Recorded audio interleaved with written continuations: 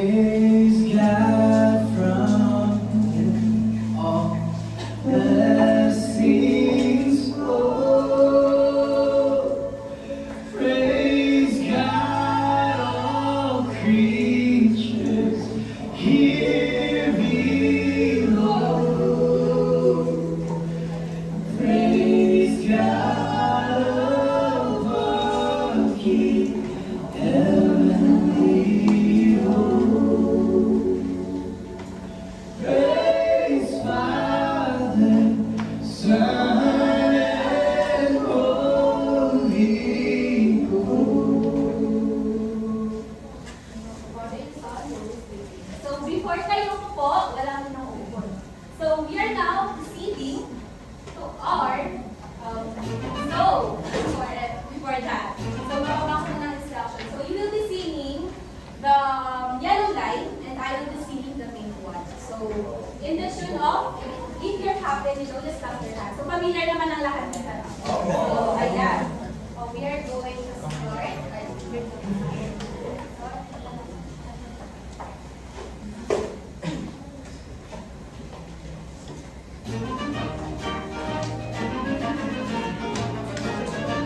Ayan na, gusto ko kaya ready tayo, ha?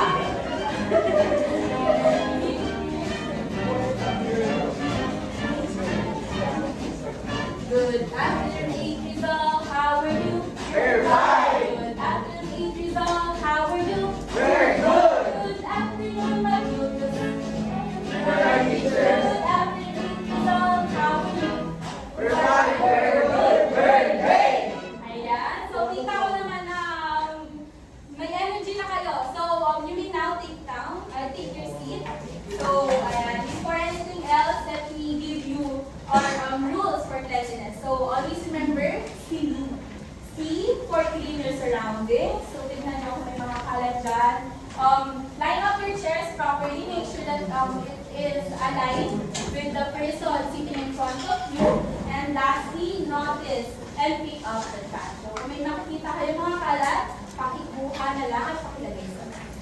So, thank you so much. Now, for our attendance, instead of staying present, name a construction tool you are familiar with. So, walang maulit na tools. Maaari kayong magbigay in English or in Filipino. So, I will start with Mix. Jigsaw. Okay, so Jazz, Ray, Shai, Banana.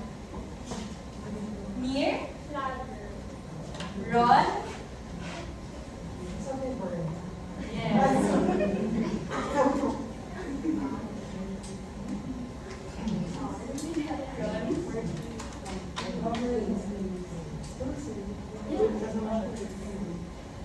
thank you. Patricia, Jagger, Erica, so Ashley, guys. So I guess everyone is present naman, no? So now, for the class rules, always remember build. So kung kanina for cleanliness ay singing, ngayon ay remember the word build. B for be prepared. U, use your time wisely. I, interact respectfully. L, learn by doing. And D, do your best in everything that you do. So now, to start our class for the day, we are going to have an activity. So, ang activity natin ay pinamagatang, what am I? So, for the instructions, find a pair for this activity. Use the riddle as we do and spin the wheel for a challenge to spell out the answer. So, ito ay by pair and magbibigay si teacher ng riddle in front. And you're going to spin a wheel in order na malaman namin kung ano yung word na sagot doon sa riddle. So, clear ba ang instruction? Yes po. Okay, so now you may find your pair. So, pwede na kayong mag-pair. So, ayan. Since everyone has their own pair, for the pair number 1, this is your riddle. Pakibasa na lang A blood pressure found underground brings fire and heat. Cholera, what am I? Itim na yaman, sa lupa na tagpuan. Apoy ang dala, init ay kailangan. Ano ako? So, what's the answer? For the answer, we have our wheel of challenge. Yeah. You may now discuss the answer with your peers.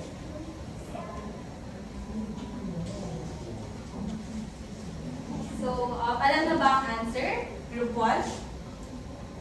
Coil po. Coil. So, tingnan nga natin kung coil. So, spin the wheel. Ano po sabi na pala niya yung answer? Pala siya. Sige, spin the wheel. Spell the word using objects in the room that start with each letter. So, hanap ka lang ng object sa room to spell yung answer na A seat or chair. Yes.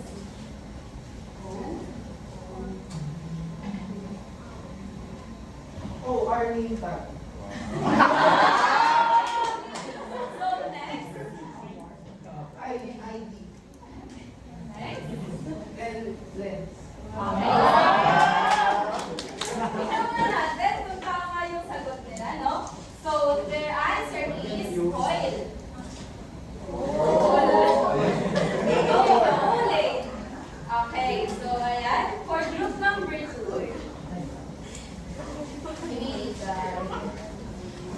So, riddle number 2. From what trees, strong and straight, and houses and chairs are created, what am I? Galing sa puno, matibay at tuwid. Sa bahay at silya ako'y ginagamit. Ano? before you answer that,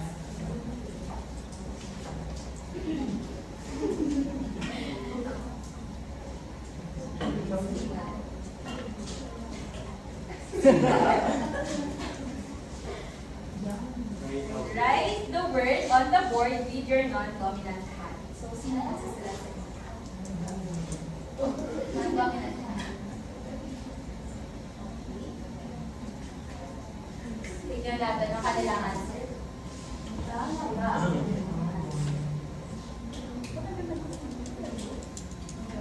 Nala! Tingnan nga natin. Tingnan natin ang tamang kanilang answer. Tama naman, ang isang tala ay type ng puno at ito ay may food, syempre. So, for group number 3, In rivers or mountains, ating bitaw, a certain body holding ground matahan. Sa ilog o bundok, ako'y matatagpuan, matigas na katawan, panghagili sa anuman. So, before you answer, spin the wheel first. At gusto niyo ba ng time para isipin mo na? Okay, so,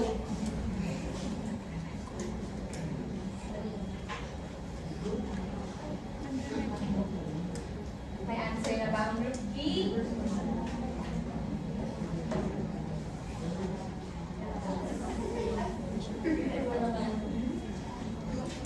Or gusto niyo balikan muna namin kayo para makapag-isip na kayo. So, ayan. Punta muna tayo. Ay! Nakita na tayo. Nakita niya. Hindi, no? So, for group number 4, Riddle number 4, dug from the ground, bright and shining, precious and tough.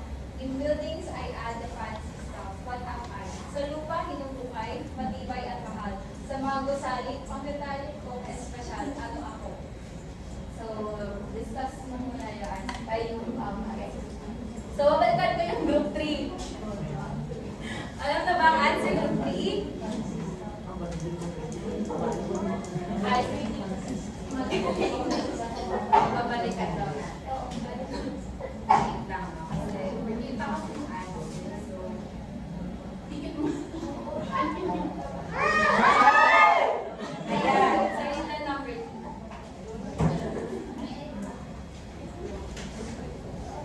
Na-answer na ba? Or, ayan, sige. So, yung pinag-isipan daw nila. Write the word on the board with your non-dominant hand. So, sino magsusulat sa isang yun? So, both group 1 and 2 ay mali ang kanilang answers. So, tingnan natin Wow. So, ayan. Ang answer nila ay rock. Is correct. So, for group number 4, may sagot na. Okay. Timothy.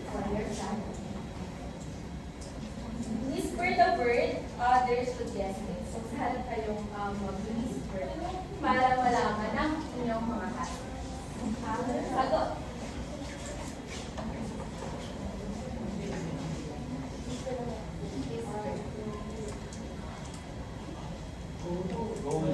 What's the answer, everyone? Gold! Gold. Ayan. So, ayan. Simulan tayo ng isang pair. Basahin ko na lang. Ross, when neglected, but supports your goals. What am I? May kalawang kapag napabayaan, pero sandalan ng matitibay na tahanan. Ano ako? So, meron gusto mag-answer from this side. Yes, Mir. Wait, for that. The wheel.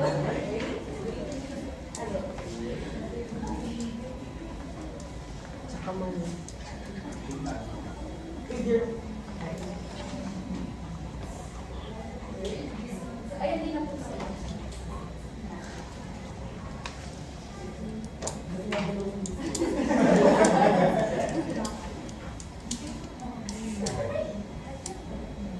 Ayan, siguro, ito na lang, hindi mo siya makuha. Spell of the word using any part of your body.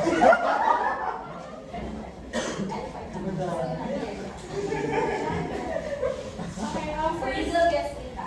First letter po.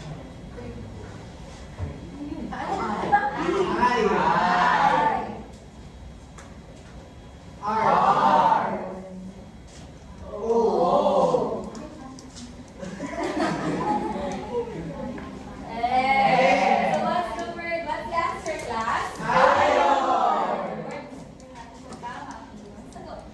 Mayor. So ayan, everyone. So since we're done with this activity, tuturuan ko kayo ng clap to give yourself applause. So ang clap natin for today ay sumakses clap. Alam mo kayo?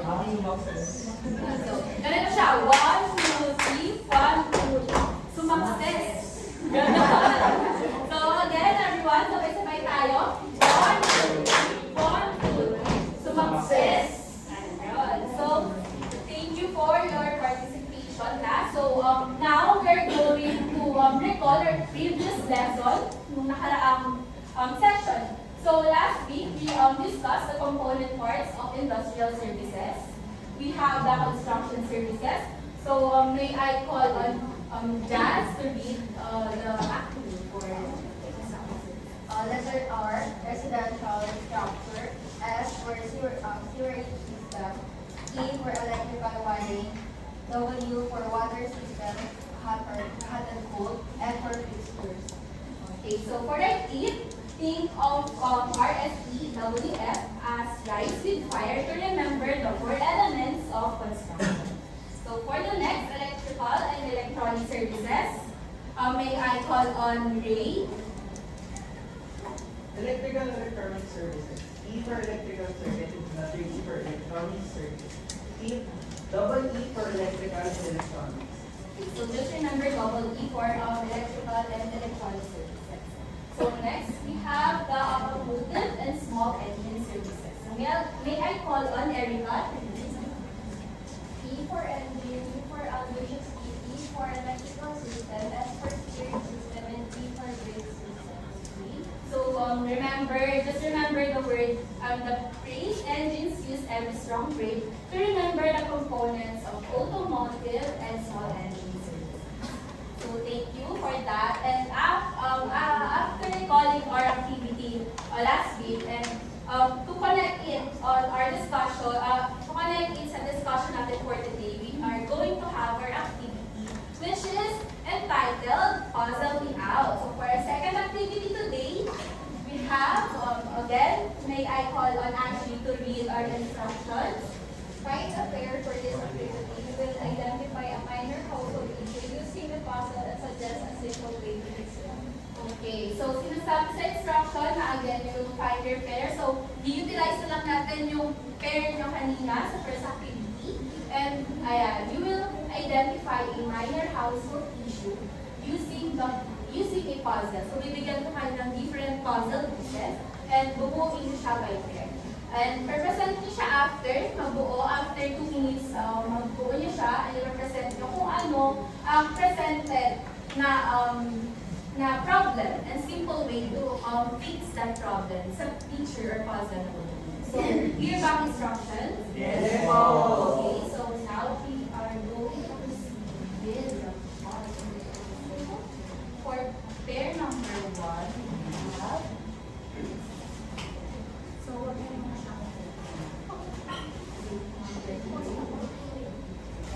number 3 and so dito niyo siya ibibigay.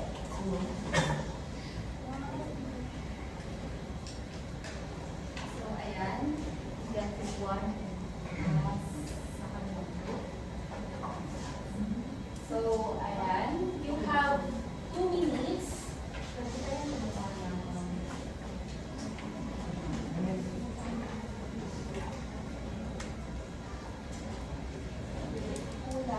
You can get here na lang. So wait for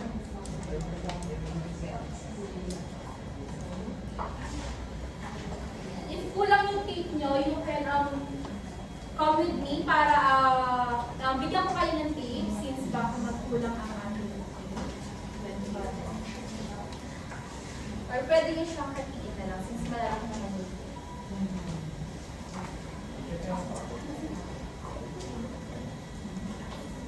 So again, you have 2 minutes to para buuin yung ating yung puzzle. So the timer will start now.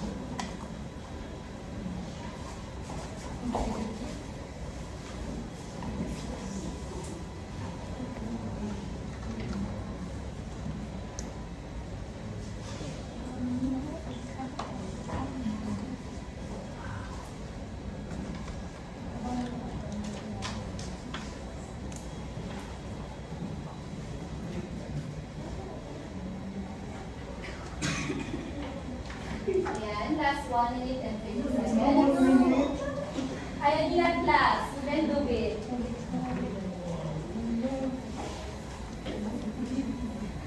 Kulang yung tape and sa akin.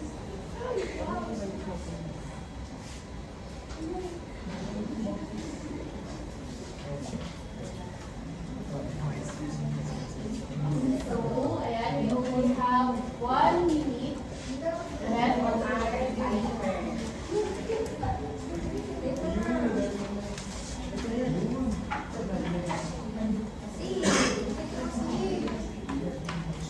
Okay, class. Kaya nila, huwag kayo mag-alala. Mahaba pang oras. Last 40 seconds. Mahaba pa yan. Kaya nyo yan. Mapupuo nyo yan.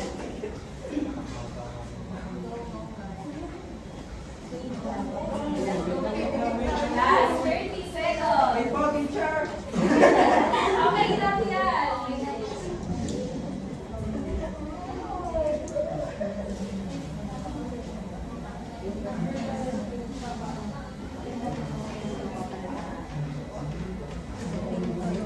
Last 10 seconds.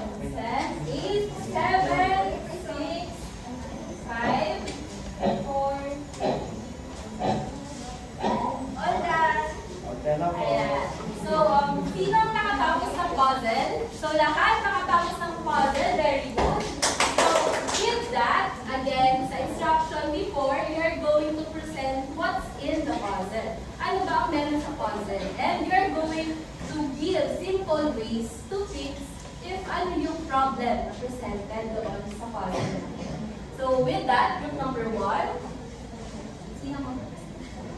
Pwede kayo sumama. Para yung more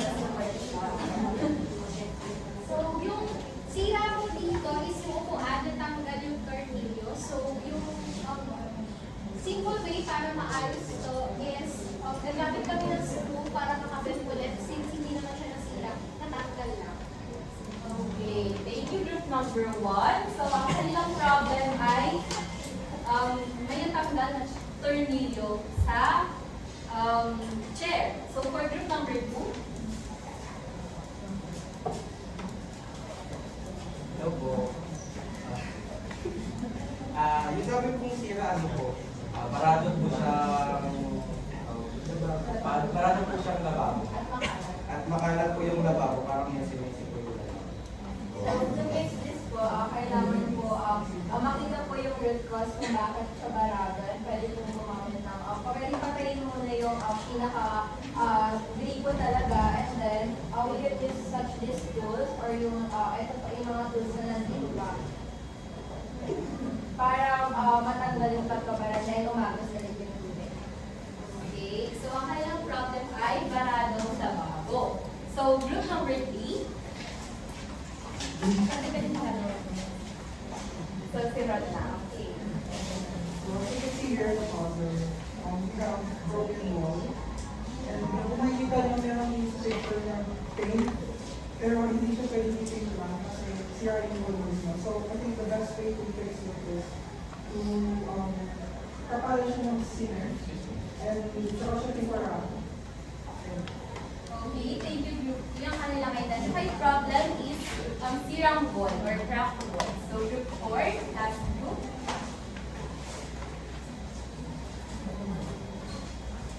So, ayan, yung ano naman po, yung image and yung problem na napunta sa amin is yung pagkakaroon ng leakage sa gripo. Ito po yung common problem na nakikita natin sa lababo and sa ating CR. So, yung solution dito is sa So, yung one possible solution dito is dahil nasabi po nila na alamin po muna yung root cause, which is probably na baka maluwag or mali yung pagkakalagay po ng mismong gripo. So, ang solution po dito is pwede palitan ng gripo or pa-install po ng bagong gripo and i-check for other leakage.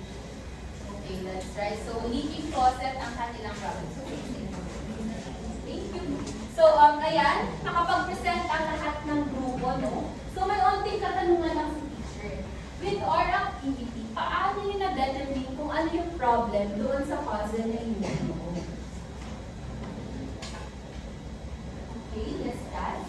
Sa amin po, noong una, pinaka-problema po talaga namin is yung puzzle.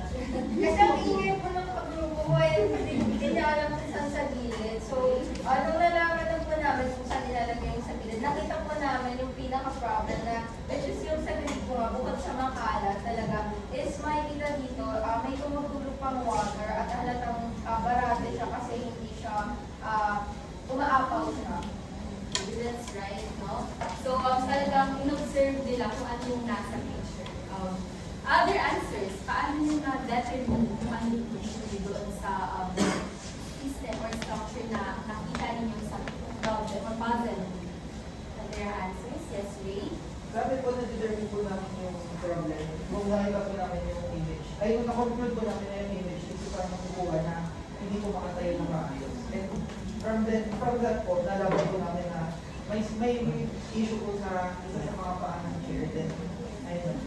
Okay, so binuo muna nila yung thought na may chair and saka nila in-analyze kung anong possible na problem na maaaring presented doon sa chair. So, with that, bakit sa tingin nyo mahalaga na ayusin natin yung mga problems na nakikita natin sa mga gamit sa ating bahay on an early stage? Bakit kailangan mas maaga masolusyonan natin? Yes, Patricia? Based po actually sa personal experience ko, nag-record ko nga ng link ko ng tubig sa bahay. Ayun din po siya na naagapan. And with that po, dapat po na inaalam ko agad natin na yan po, yung kahit simple pagkasila lang. Kasi kung magiging magiging consequences po is especially tubig. So, madaming like umaawit or lalo, mag-miss ko yung flow niya. So, ma-apektuhan po yung talaga yung bahay. Okay, that's right. No, tama. So, yes, Mace? Ayaw mo siya nagtataas. Actually, kung yung sabi mo sa kuryente, magpupo ka talaga. Kasi kung ba kayo kuryente. Pero ano po, dapat po ma-determine po natin yung mga bagay na maliliit pa lang. Hanggang sa, huwag po natin ngayaan lumaki yung mga bagay. Kasi mapokus po ng mas malaking katulad ko po, tumakbo po ako ng po. Kaya kailangan malitan na po natin sa mga. Yes, that's right. No, to avoid bigger problem. Bigger problem. So, other answers? Yes, Ron. We need to fix this as much as possible to avoid because this is dangerous to the people living in it. Okay, sorry.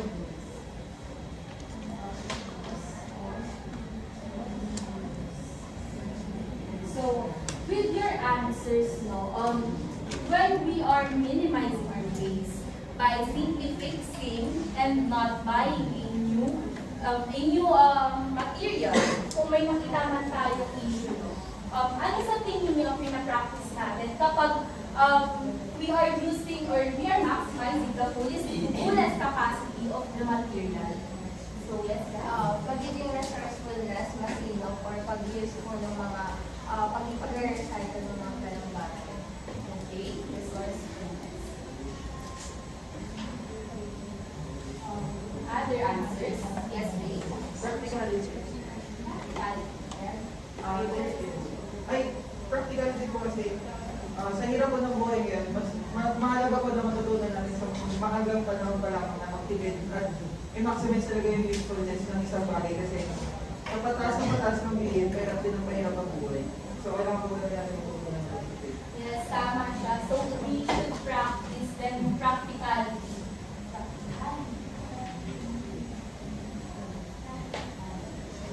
Hindi dapat tayo bili ng mga bagay na hindi naman sa tingin natin na magagamit, but then may other way to fix that problem. So, other answers? Yes, Pwede ko po siya makikita sa sinabi na yung wise use of materials. Kasi, lalo na po na parang as much as possible is na-overdo po talaga natin yung too much consumption na kumbaga like integrate po yung passage sa SDG na the responsible consumption of materials. So that's right. We should practice the wise use of materials or resources na meron tayo. Hindi mo meron tayo ngayon, ay magagamit natin siya or magdadala natin siya for like mahabang panahon. So ang paggamit ng mga materials na magiging matalino na paggamit ng mga materials and resources ay mahalaga in order na hindi lang tayo kasi nakakatulong dito sa kalikasan. Bagkus tayo ay advantage dito sa atin since ang paggamit ng mga materials na hindi agad natin tinatawag ay makakatulong sa atin para hindi tayo yung bili ng delay, hindi tayo maraming tinatapon or marami tayong waste sa ating mga bahay. So with that, bakit sa tingin nyo mahalaga ang paggamit ng ang wise use of materials or resources sa ating mga bahay? Bakit sa tingin nyo mahalaga ito? So, anyone who wants to answer? Yes, Erica? Since kaya nga po nang sabi ni teacher na maraming gastusin ngayon, instead na gamitin mo yung budget mo, let's say sa pagkain na lang, gagamitin mo kasi kabibili ka lagi ng bagong material, bagong pagpapaayos ng gamit na yun. So, ayun po. Mas makakatulong po sa budgeting sa other labas. So, that's right. Na-mention yung budgeting ko. So, ang pagbili ng mga bagay, makakasira sa budget natin if hindi natin pinakontrol yung sarili natin sa pagbili ng mga bagay na hindi naman siya hindi sa magagamit. But then, may other way around for that one. So, sa inyong natutunan sa activity na ito, ano ang magagawa ninyo or what are your simple ways to apply what you have learned in this activity? So, anyone wants to answer? I see. Kahit tulad po is magkaroon din, hindi lang yung pagiging resourcefulness, yung pagiging magkakaroon ng sense of creativity, ay maging innovative kung paano mo aayusin. Like kung wala ka talaga, pwede mo i-turn into something with isang bagay. Okay. So, na-mention niya ang pag-reuse ng mga bagay na maaari pang magamit. And that's right. So, sa age nyo ngayon, mahalaga na alam ninyo kung paano ang pagtitipid, ang pagiging pa rin yung magamit and hindi iwasan yung pagbili ng mga bago. So, with that,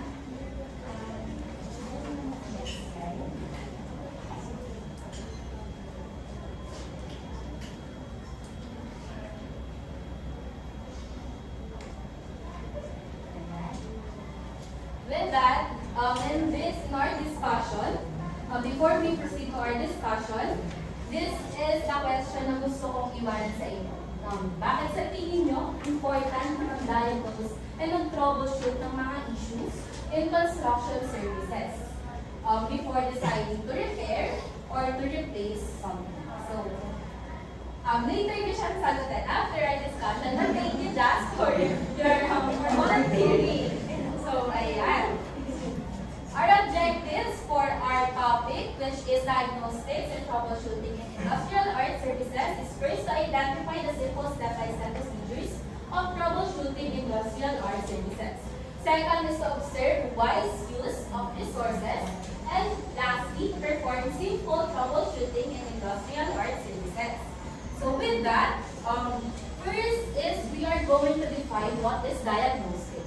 So sinasabi dito is diagnostic is the process of identifying problems or issues in a system or structure. So ito ang proseso ng paghahanap kung ano ba ang problema doon sa mga structure na meron tayo sa ating household. And then with that problem, we are going to make our solution. So example is checking for leaks in a water pipe. So next is troubleshooting.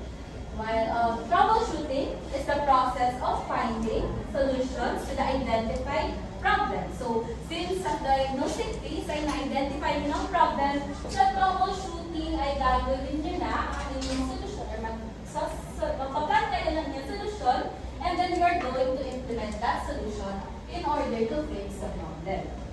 So, this is the example, fixing a loose wire in an electrical furnace. So, yeah. These are some of the examples of issues na maaari ninyo ma-encounter sa inyong bahay. So, first is moving chair or table. Diagnosis phase is to check for loose screws, burn joints, or uneven legs. For troubleshooting, we are going to tighten the screws, add wood, glue, or sand the legs for balance. So, sa diagnosis, to check natin kung meron bang nawalang tornilyo, or hindi ba even yung legs ng ating chair or table. So for troubleshooting, hihigpitan natin yung tornilyo using a screwdriver or i-glue natin using a wood glue or isasand natin gamit ang, alam mo yung panliha? Ayun. Ayun yung ginagamit to sand or to even out yung legs ng mga chair. So ayan. Next is loose or squeaky door hinge. So sa diagnosis, we have first to examine if the hinge has rust, misalignment, or slip screws. So for troubleshooting, lubricate the hinge, tighten screws, or replace damaged part. So ayan.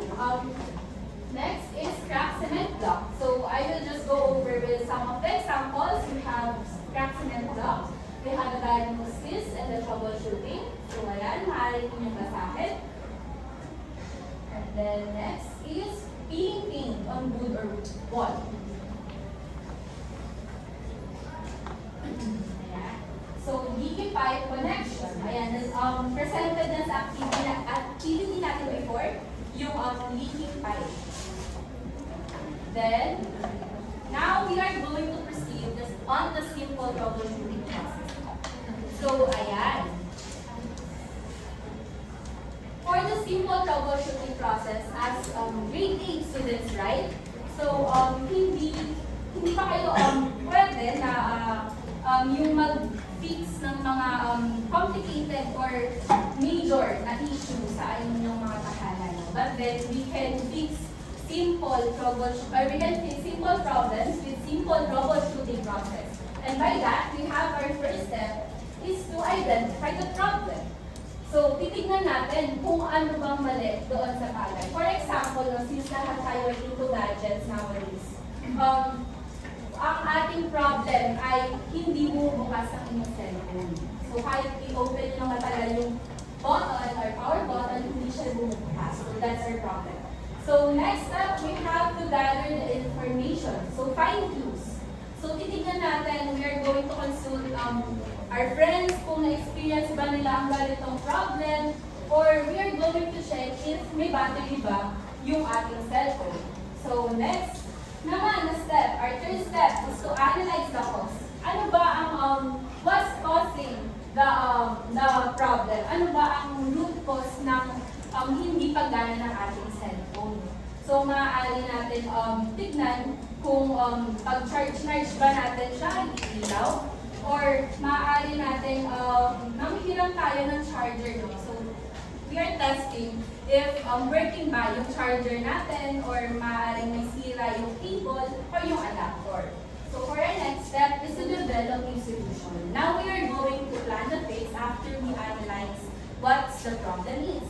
So in developing our solution, we may have plan A and plan B if hindi gumana ang ating plan A.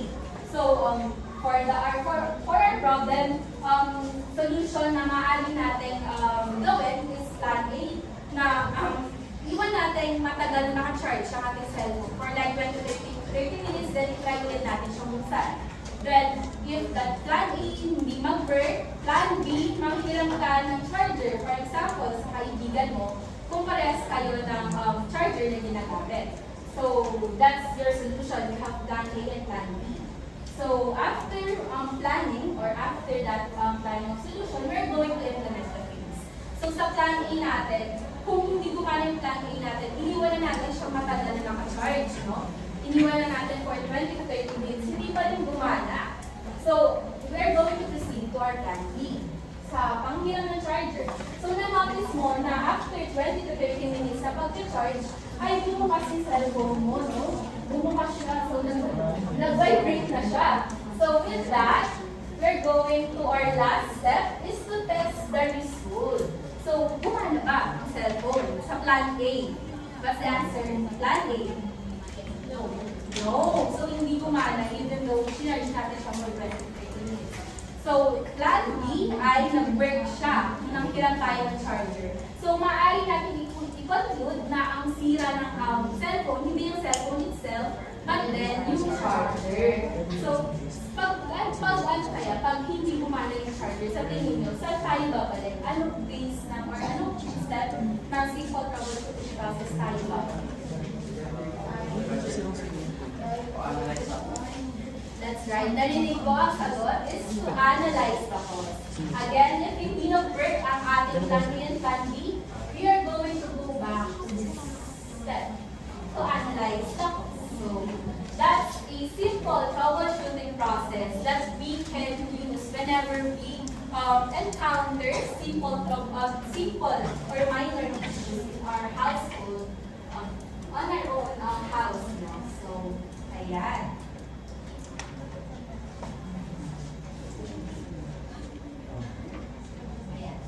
So, ayan, dahil tapos na tayo sa ating discussion.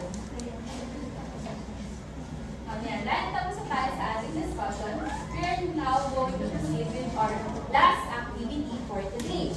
So, excited na ba kayo? Yes! Ayan, sa ating last activity, for our instruction, find a pair for this activity. We are going to role-play troubleshooting scenario. Everyone, listen first. In construction services, choose a scenario from the cards on the monitor and use a common school object as a stand-in for the construction tool from the teacher's box. Present a problem, demonstrate the troubleshooting process, and explain the solution, linking the object to its real-life or real-world counterpart. So, si teacher ay may toolbox nito. Pero hindi mga tools ang naman nito dahil masisira ang toolbox ng teacher. Kung talagang original or real tools ang meron. So with that, meron akong school objects, which is, so ayan, marami pang materials that we can use later on sa mga scenarios. So, utilize ulit natin yung pairing before sa activity. So, group 1, maaari na kayong pumili dito sa card. Yung ano po, Ruler. Look mo na. So, sa kanila daw ay pako. Ruler po. Ay, Siya po nagsabi ng pako, teacher. Ayan. So, later, after nila. So, for your scenario, pakibasa, Ray. A concrete wall has visible cracks. For me, inspect the crack, seal it with tape and reinforce the edge. So, for that, no, ano lang siya, card lang yun. To represent the card. So, ang nakuha nila is concrete wall has a visible crack. So, concrete wall, for that problem, we have this cardboard. Concrete wall. Ayan, 4 balls ng room. So, ito yung the white wall, the white part. Ito yung mga cracks. So, I will give you 5 minutes. Time's up, teacher. Hello?